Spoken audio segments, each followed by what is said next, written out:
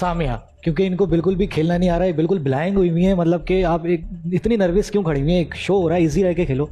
सामिया, तमाम वोट्स आपके खिलाफ है। इसका मतलब ये है कि ये राउंड आपका आखिरी राउंड है। मैम एक रिक्वेस्ट है, मैं एक सॉन्ग सिंग करना चाहती हूँ। प्यार की राह में मुझको यूं छोड़ने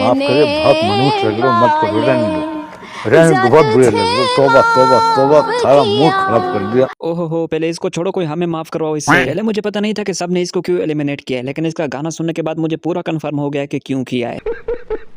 सामने वाला बंदा बोल रहा है कि कॉन्फिडेंस की कमी की वजह से गेम सही नहीं खेल रही, डर डर के खेल रही है। बहन, अगर तू यहाँ पर भी कॉन्फिडेंस की कमी की वजह से गाना ना गाती तो शायद तेरी थोड़ी इज्जत बच जाती। जब बेइज्जती है। इसको पता था कि मैं तो शो से वैसे ही जा रही हूँ, इसलिए इसने सोचा एंड पे कुछ ऐसा करके जाती हूँ कि ये लोग भी सोचें कि हम इस शो में आए क्यों थे। इस परफॉर्मेंस के बाद अगर सुनने वाले भी माफ कर दें तो ठीक है, लेकिन ये माइक जिससे ये गाना गा रही है वो तो इसे कभी माफ नहीं करेगा। बंद करो हाथ जोड़ के। मैं Very good. I love your confidence. Thank you. You are lovely. Thank you so But much. you need to work more on your. तुम क्लासेस ले रही हो? सेल्फ कॉन्फिडेंस होना अच्छी बात है, लेकिन दूसरों के कॉन्फिडेंस की माँ बहने करना ये बुरी बात है। ये सुन के मुझे वो मीम याद आ रहा है कि समझ रहे हो? अगर घुमा फिरा के बात ना करे और सीधे लफ्जों में बोले तो ये उसको बोल रही है कि ये गाना वाना छोड़ो। पढ़ाई लिखाई में ध्यान लगाओ, IAS बनो और देश को संभालो। So सामिया के लिए जोरदार तालियां। Excellent. नहीं, ये मतलब तुम्हारे लिए पहली और आखिरी बार था कि कोई तुम्हारा गाना सुन के तुम्हारे लिए जोरदार तालियां बजवा रहा है। आगे से जो भी गाना सुनेगा तो वो जोरदार तालियां नहीं बल्कि जोरदार गालियां सुनाएगा। साले तू बहुत जरूरी है कभी कभी बॉर्डर जैसे फिल्मों का आना, क्योंकि इससे हम देश के हमारे सारे जो यूथ है, जो युवा पीढ़ी है, हम सबको बता दें कि हमारे देश में वो जुर्रत है, वो जज्बा है। लो जी, अभी हम धुरंधर से पूरा निकले नहीं थे कि एक और पाकिस्तान पर बॉलीवुड की नई मूवी आ रही है। इतना तो साल में लॉलीवुड वाले अपने पाकिस्तान को नहीं दिखाते जितना ये बॉलीवुड वाले दिखा लेते हैं। अब देख तू अब तू गया बेटा, अब तू गया, देख तेरी औकात मैं दिखाता हूँ तुझे। वरुण धवन साहब यहाँ पर बोल रहे हैं कि ऐसी मूवीज का आना बहुत ही जरूरी है ताकि फिर हम सबको बता सकें कि हम में कितनी जुर्रत है। अबे तू थोड़ा सा वही मैं सोचूं कि इनकी हर मूवी में जंग क्यों हो रही होती है। और मुझे तो डर है कि जिस तरह इन लोगों की अभी क्रिकेट का हाल चल रहा है, बहुत जल्द इन्होंने क्रिकेट पर भी बायोपिक बनाना शुरू कर देनी है।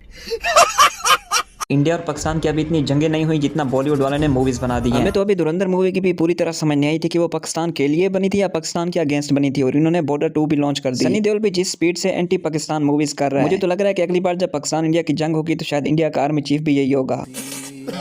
आवाज कहां तक जानी चाहिए? लाहौर तक, लाहौर तक।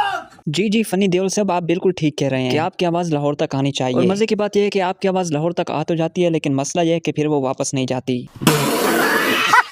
इधर आजकल 2026 शुरू हो गया और बॉलीवुड वालों का अभी तक प्रोपेगेंडा खत्म नहीं हुआ। मेरी बात सुन के शायद अभी कुछ इंडियन व्यूअर्स को बुरा लग रहा होगा कि मैं शायद उन्हें गलत कह रहा हूं, लेकिन सच बताऊं, अगर तुम भी मेरे जगह इसको न्यूट्रल रहकर देखोगे तो तुम्हारा भी वही रिएक्शन होगा जो अभी मेरा है जी। मतलब किसी एक्टर का कमबैक कराना हो तो एंटी पाकिस्तान मूवी, किसी प्रोड्यूसर ने पैसे कमाना हो तो एंटी पाकिस्तान मूवी, और फिर जब इनकी पब्लिक से पूछो कि तुम्हारा पाकिस्तान के साथ क्या रिलेशन है तो वो कहते हैं वो हमारे दुश्मन है क्योंकि उन्होंने मूवी में फनी देओल को मारा था। अभी कहने को इनकी मूवी तो न्यू आ रही है लेकिन स्क्रिप्ट वही पुराना ही है। मूवी के शुरू में पाकिस्तानी इन पर हमला करके इनका काफी तगड़ा वाला नुकसान कर देंगे। इतना तगड़ा नुकसान देखने के बाद इनका एक ऑफिसर उठकर बोलेगा इस बार तो पाकिस्तान को घर में घुस कर मारेंगे। फिर वहीं से बैकग्राउंड में एक देशभक्ति वाला सॉन्ग बजेगा और बूम, फनी देओल की फौज जीत गई। फनी देओल अभी बोल रहा है कि आवाज कहाँ तक जानी चाहिए? लाहौर तक जानी चाहिए। और जब ये सच में लाहौर आया था तो लोग इसकी आवाज सुनने को भी तरस गए थे। प्रैंक हो गया आपके साथ। पहले फनी देओल का हाथ 2.5 किलो का था, लेकिन अब सिर्फ आधे किलो का बच गया, क्योंकि 2 किलो का तो इसने वरुण धवन को एक्टिंग सिखाने में लगा दिया है। अगर वीडियो अच्छी लगी तो लाइक और कमेंट जरूर से कर देना, और हाँ, कमेंट करके बताना कि तुम इस सब के बारे में क्या सोचते हो। 1300 के बहुत ही ज्यादा करीब है, तो जल्दी से 1300 भी करा दो सब्सक्राइब करके। मैं मिलता हूँ एक और नेक्स्ट इंटरेस्टिंग वीडियो में, तब तक के लिए बाय।